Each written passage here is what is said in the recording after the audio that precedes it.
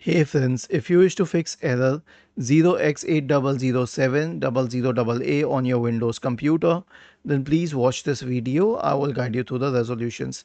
So the first solution is an SFC scan. Search for command prompt in the Windows search bar. Click on Run as Administrator. Type the command sfc /scan now and hit enter to invoke the SFC scan. The next solution is to simply restart your computer. Right click on the start button, select shutdown or sign out and then select restart.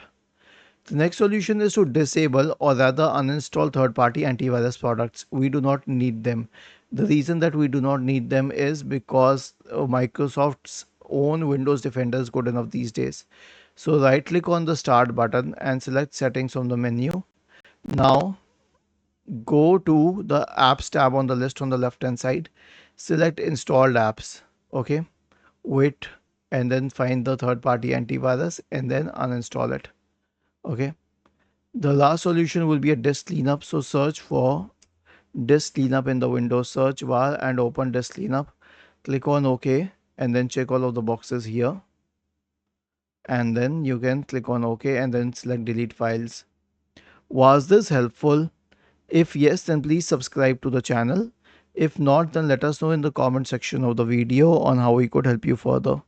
Thank you for watching this video and have a nice day.